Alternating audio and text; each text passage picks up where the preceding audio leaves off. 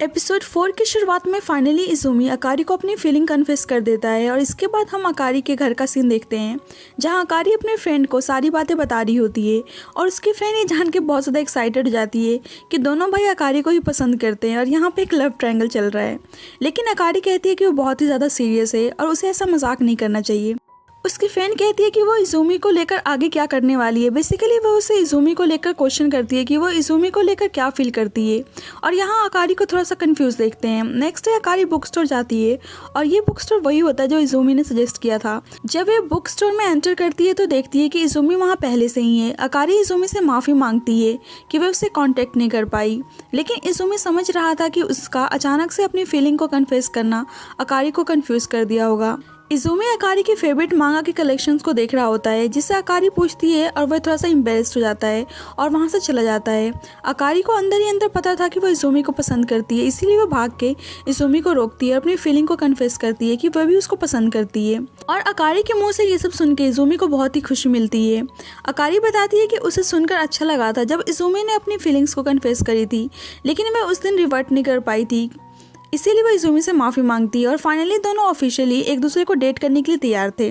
अकारी पूछती है कि वह उनके डेट के बारे में अपने फ्रेंड्स को बता सकती है, जिससे इज़ुमी हाँ बोल देता है और इज़ुमी को अपने भाई का ख्याल आता है कि उसे भी बताना चाहिए, जिससे अकारी कहती है कि वह खुद मिलकर यामाटो से डायरेक्टली बताना चाहती है। इसीलिए दोनों यामाटो से एक रेस्टोरेंट में मिलते हैं। यामाटो के पूछने पर अकारी बहुत ही हिम्मत करके बता देती है कि वे और इज़ुमी दोनों डेट कर रहे हैं और ये सुनकर यामाटो बहुत ही नॉर्मल बिहेव करता है और कहता है कि उसे पहले से ही पता था कि ऐसा होने वाला है और उन दोनों को कॉन्ग्रेचुलेट करता है और मजाक में कहता है कि वो उसके बॉयफ्रेंड का बड़ा भाई है तो उसको अच्छी तरीके से ट्रीट करना पड़ेगा और अकारी भी उसकी बातों से हामी भरती है। यामाटो कहता है कि आई होप इस बार उसका रिलेशन सही से वर्क करे और ये सुन के अकारी थोड़ी सी सैड नजर आती है। दूसरी साइड हारुका को भी पता चल जाता है कि इज़ुमी और अकारी एक दूसरे को डेट कर रहे हैं और ये जानकर हारुका को कुछ खास खुशी नहीं मिलती है। आज अकारी और इज़ुमी का फर्स्ट डेट था और अकारी बहुत ही सही तरीके से रेडी होकर आई थी। दोनों एक दूसरे से मिलते हैं और मिलकर लंच करने का डिसाइड करते हैं। जब अकारी और इज़ुमी रेस्टोरेंट की तरफ जा रहे होते हैं कि अकारी का सैंडल टूट जाता है और इज़ुमी उसे एक न्यू शू दिलाता है।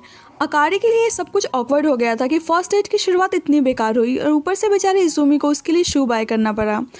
और जब वे रेस्टोरेंट जाने का डिसाइड करते हैं तो पता चलता है कि रेस्टोरेंट फुली बुक्ड है। अकारी इज़ुमी से माफ़ी मांगती है कि सब उसी का फॉल्ट है, लेकिन इज़ुमी उसे कंफर्ट करने की कोशिश करता है। इज़ुमी उसके साथ हैप्पी था, लेकिन अकारी को लगता है कि शायद वह इज़ुमी के लिए सही नहीं है क्योंकि हर छोटी बात पे पैनिक हो जाती है और सब खराब कर देती है। अकारी बताती है कि वे इस बार पैनिक होकर ख़राब नहीं करना चाहती है जैसे उसने पहले किया था और ये सुनकर इज़ुमी समझ जाता है कि वह उस टाइम की बात कर रही है जब वह इसके भाई को डेट किया करती थी, इसीलिए वह उससे उनका ब्रेकअप का रीज़न पूछता है। अकारी बताती है कि वे और यामाटो स्टार्टिंग से एक दूसरे के लिए नहीं बने थे।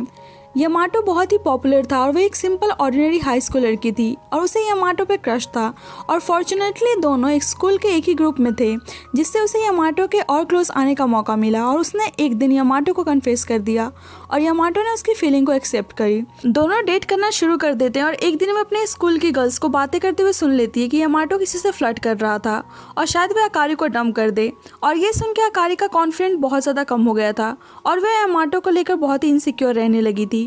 और ये चीज़ यामाटो भी नोटिस करता है और वह अकारी से पूछता है कि क्या कोई ऐसी बात है जो वह उसे बता नहीं रही है, क्योंकि वह इस तरह उन दोनों के बीच और ज़्यादा दूरियां बढ़ा रही है। यामाटो को लग रहा था कि शायद अकारी उसे पसंद नहीं करती है और इस तरह शायद यामाटो की फीलिंग अकारी को लेकर बहुत ही कम हो गई थी, इसीलिए अकारी ने डिसाइड किया कि उन दोनों का अलग होना ही सही रहेगा। इसीलिए वह दिल पर पत्थर रख के यामाटो से ब्रेकअप करने के लिए कहती है और उनका ब्रेकअप हो जाता है।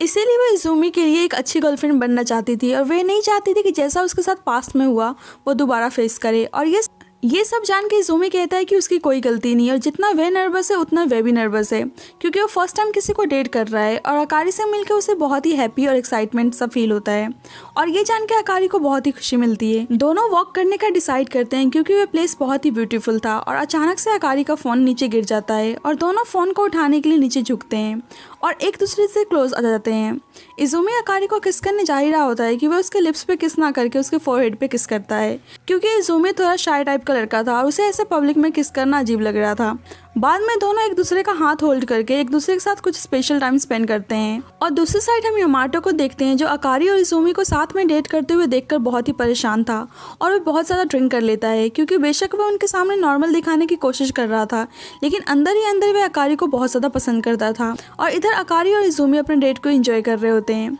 और इज़ुमी अपने घर पे इनवाइट करता है, क्योंकि इस टाइम उसकी मदर और भाई घर पे नहीं थे और वह अकारी के साथ कुछ टाइम स्पेंड करना चाहता था। ये सुन के अकारी थोड़ी सी नर्वस थी, लेकिन वह उसके घर जाने का डिसाइड करती है। वे दोनों जा ही रहे होते हैं कि सामने से हारुका आती है और वे कुछ सामान लेकर आई थी इज़ुमी को देने के लिए और वे अकारी से अपना इंट्रोडक्शन देती है। और अकारी को पता चल जाता है कि यामाटो की एक्स गर्लफ्रेंड है और उन दोनों का ब्रेकअप का रीज़न अकारी खुद ही है, क्योंकि हारुका ने यामाटो के पास अकारी की फ़ोटो देख ली थी। हारुका अकारी से बहुत ही रूडली बिहेव करती है और कहती है कि अगर वो इज़ुमी के थ्रू यामाटो के क्लोज जाना चाहती है तो ऐसा ना करे, क्योंकि इज़ुमी उसका चाइल्डहुड फ्रेंड है और वे उसके लिए बहुत ज़्यादा इंपॉर्टेंट है। ये सब सुन के इज़ुमी हारुका को ये सब बोलने से रोकता है और हारुका वहाँ से चली जाती है। इज़ुमी के घर आकर भी अकारी हारुका की बातों के बारे में ही सोच रही थी और बहुत ही परेशान नजर आ रही थी और ये चीज़ इज़ुमी भी नोटिस करता है और उसे कंफर्ट करने की कोशिश करता है और वे अकारी से कहता है कि वह उसे बहुत ही पसंद करता है और कोई कुछ भी बोले उसे उनके रिलेशन पे कोई फर्क नहीं पड़ने वाला है। और ये सुन के अकारी को बहुत ही खुशी मिलती है। इज़ुमी अकारी के साथ कुछ अकेले टाइम स्पेंड करना चाहता था, वह उसे किस करने जा ही रहा होता है कि उसके पास कॉल आती है